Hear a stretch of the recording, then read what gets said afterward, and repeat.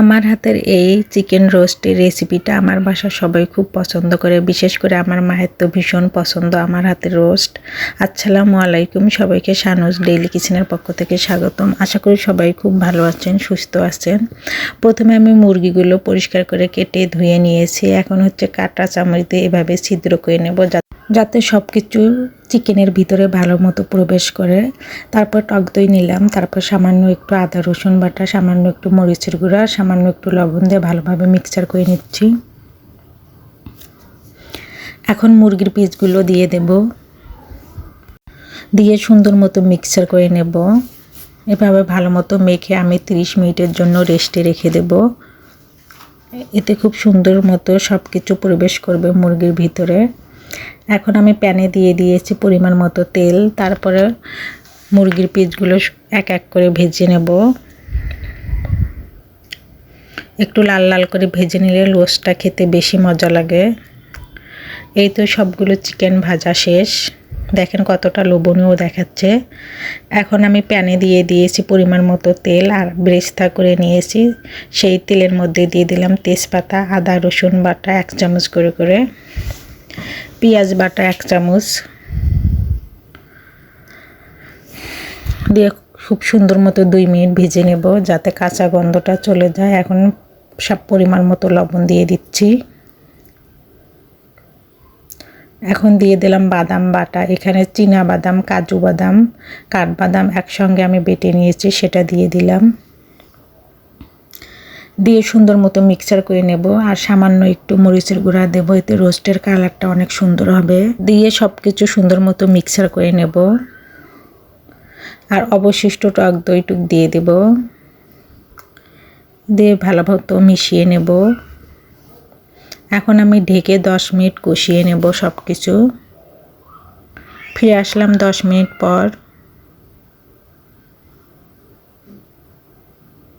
এখন দিয়ে দিলাম জয়ফল জয়ত্রী বাটা, ঢেকে আরও 5 মিনিট কষিয়ে নেব।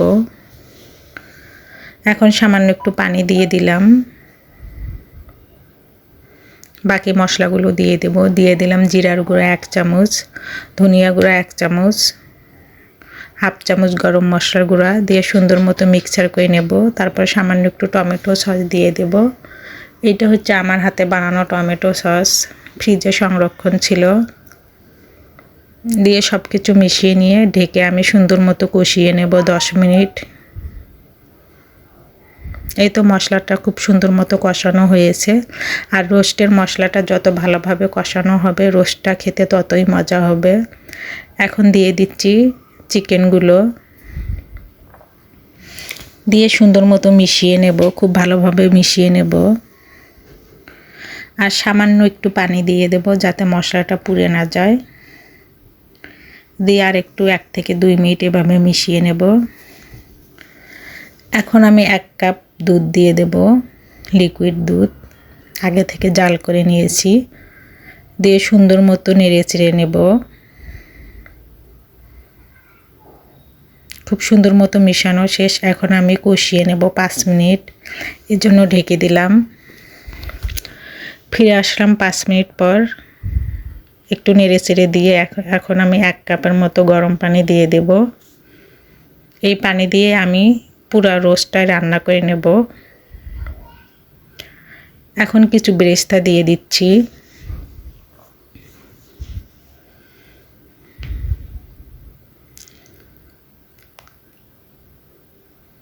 পরিমাণ মতো চিনি দিয়ে দিচ্ছি।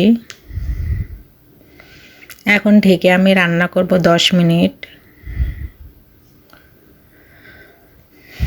এখন একটু নেড়ে চেড়ে দেবো যাতে নিচ থেকে লেগে না যায়। আবারও আমি বেরেস্তা দিয়ে দেব কিছু, কারণ রোস্টের ভিতরে বেরেস্তা বেশি দিলে খেতে বেশি মজা লাগে। দিয়ে সব কিছু সুন্দর মতো মিশিয়ে নেব। এখন বেরেস্তা দিয়ে নামিয়ে নেব। এই তো রোস্টের ফাইনাল লুক, দেখতে যেমন সুন্দর হয়েছে খেতেও মাশাআল্লাহ অনেক বেশি মজা ছিল। সবাইকে আমার ভিডিও দেখার জন্য ধন্যবাদ। সবাই আমার পেজটাকে লাইক, কমেন্ট, শেয়ার ও ফলো দিয়ে রাখবেন। আমার ইউটিউব চ্যানেলটাকে সাবস্ক্রাইব করে রাখবেন। আর আমার এই রোস্টের রেসিপিটা আপনাদের কাছে কেমন লাগলো সেটা অবশ্যই কমেন্ট করে বলবেন। সবাই ভালো থাকবেন, সুস্থ থাকবেন, আমাকে বেশি বেশি করে সাপোর্ট করবেন। আল্লাহ হাফেজ।